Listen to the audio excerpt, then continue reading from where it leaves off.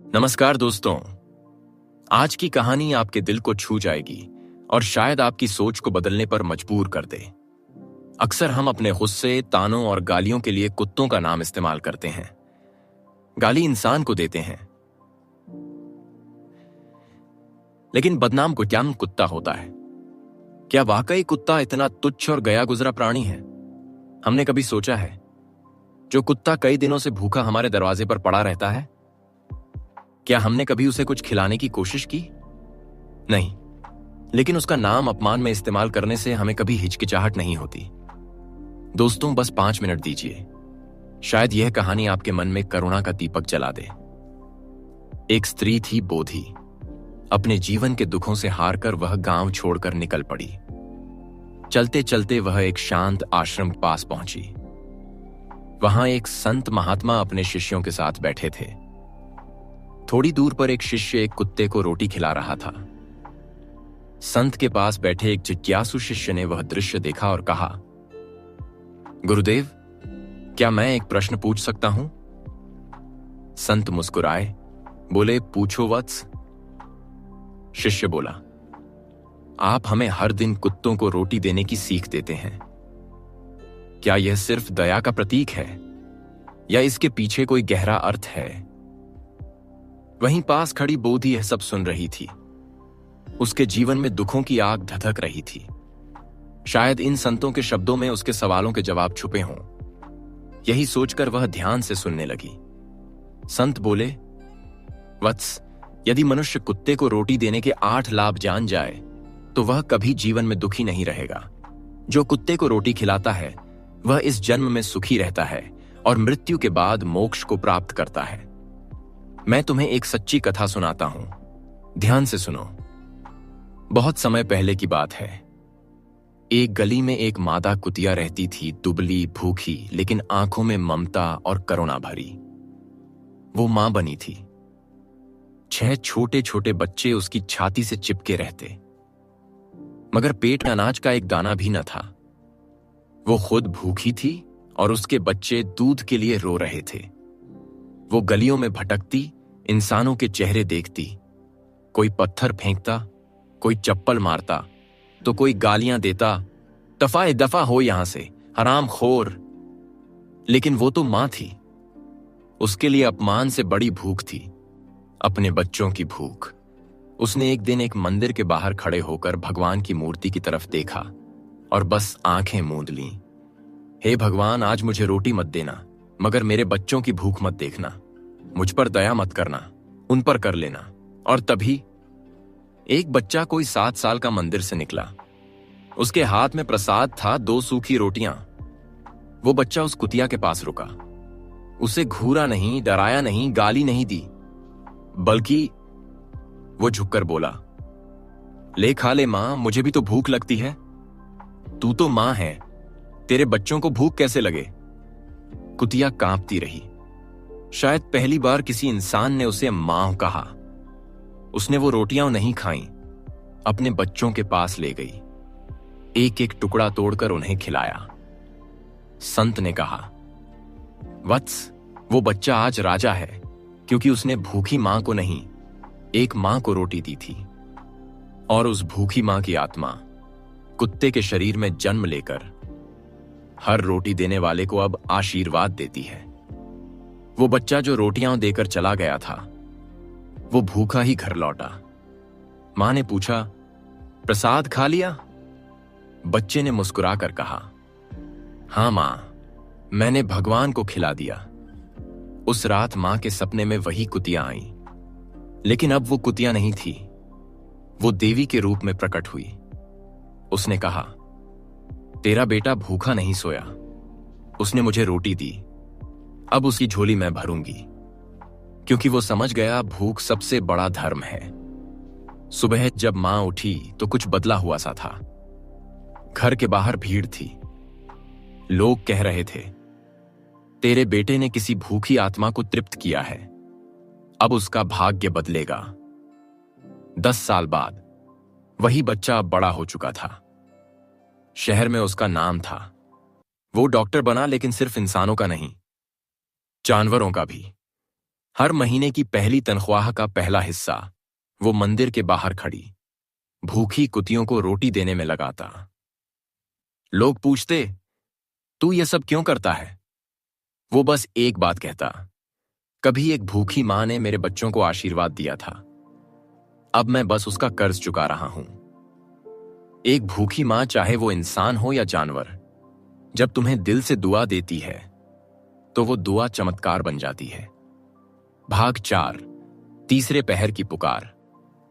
पिछले भाग में आपने देखा कि एक बच्चे की करुणा ने उसका जीवन बदल दिया। अब कहानी एक डरावनी और रहस्यमयी दिशा में बढ़ती है। रात का तीसरा पहर था। चारों ओर सन्नाटा पसरा था। अचानक गांव की पुरानी मस्जिद के पास से एक कुत्ते के रोने की आवाज आई।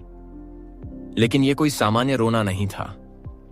यह दर्द में डूबी एक गूंज थी, मानो कोई किसी को पुकार रहा हो। वही डॉक्टर अब 28 साल का हो चुका था। उसने ये आवाज सुनी और चौंक गया।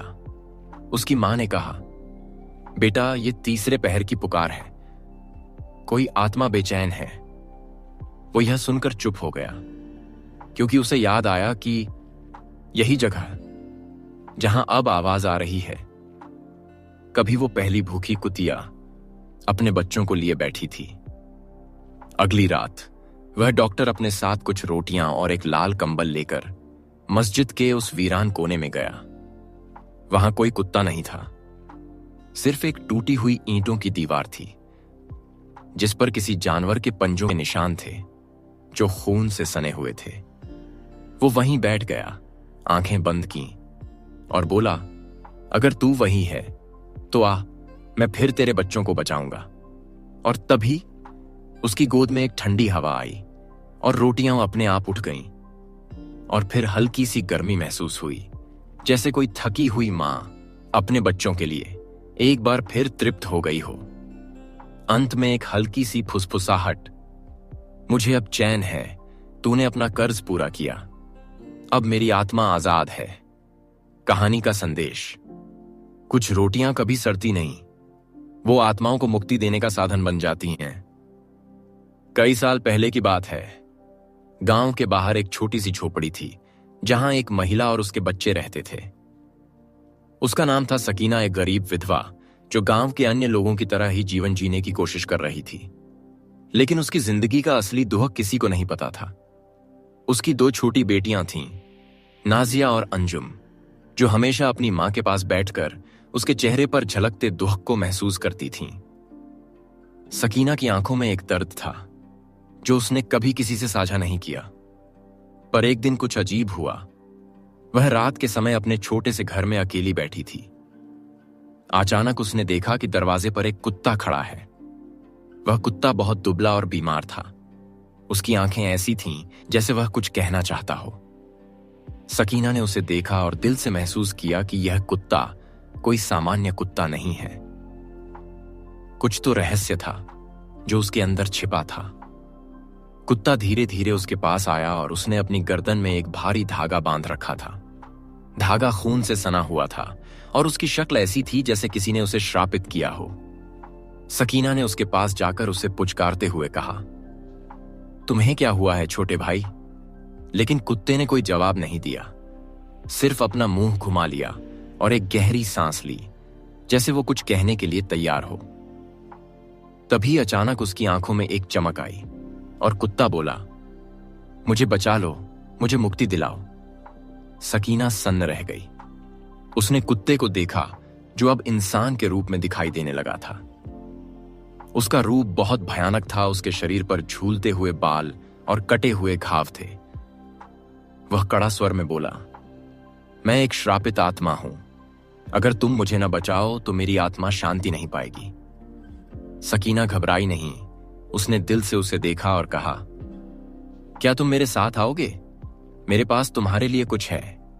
उस कुत्ते ने सिर हिलाया जैसे वह पूरी तरह से विश्वास करता हो। और तब उसकी आत्मा ने पूरी कहानी बताई।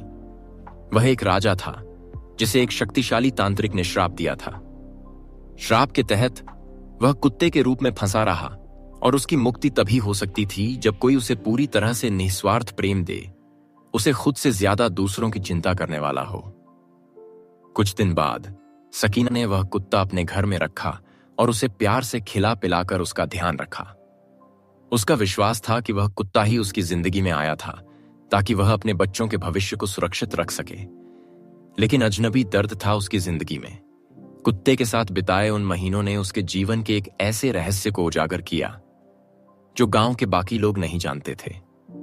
वह कुत्ता सिर्फ एक श्रापित आत्मा नहीं था, बल्कि उसकी आत्मा से जुड़ा था कुछ और भी, जो उस भूखी मां के दिल की गहराइयों में कहीं न कहीं था। कई साल पहले की बात है। गांव के बाहर एक छोटी सी झोपड़ी थी जहां एक महिला और उसके बच्चे रहते थे।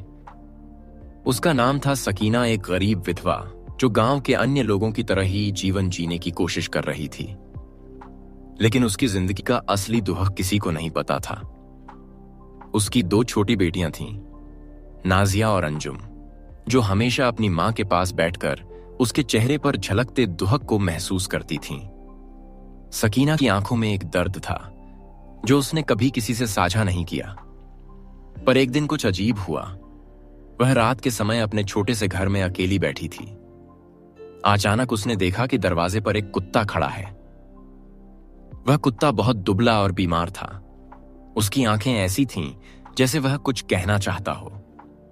सकीना ने उसे देखा और दिल से महसूस किया कि यह कुत्ता कोई सामान्य कुत्ता नहीं है। कुछ तो रहस्य था जो उसके अंदर छिपा था। कुत्ता धीरे धीरे उसके पास आया और उसने अपनी गर्दन में एक भारी धागा बांध रखा था। धागा खून से सना हुआ था और उसकी शक्ल ऐसी थी जैसे किसी ने उसे श्रापित किया हो। सकीना ने उसके पास जाकर उसे पुचकारते हुए कहा, तुम्हें क्या हुआ है छोटे भाई? लेकिन कुत्ते ने कोई जवाब नहीं दिया, सिर्फ अपना मुंह घुमा लिया और एक गहरी सांस ली जैसे वो कुछ कहने के लिए तैयार हो। तभी अचानक उसकी आंखों में एक चमक आई और कुत्ता बोला, मुझे बचा लो, मुझे मुक्ति दिलाओ। सकीना सन्न रह गई। उसने कुत्ते को देखा जो अब इंसान के रूप में दिखाई देने लगा था। उसका रूप बहुत भयानक था। उसके शरीर पर झूलते हुए बाल और कटे हुए घाव थे। वह कड़ा स्वर में बोला, मैं एक राजा था जिसे एक शक्तिशाली तांत्रिक ने श्राप दिया था। श्राप के तहत मैं एक कुत्ते के रूप में फंसा हूं। मेरी मुक्ति तब हो सकती है जब कोई मुझसे सच्चा प्यार करे, अपनी जिंदगी को खतरे में डालकर मुझे बचाए। तुम मुझे बचा सकती हो क्योंकि तुम वही हो जो मेरी आत्मा को मुक्ति दिला सकती है। सकीना को यह सुनकर विश्वास नहीं हुआ। वह कुत्ते की आंखों में गहरी पीड़ा और सच्चाई देख सकती थी। कुछ तो था जो उसने कभी नहीं समझा।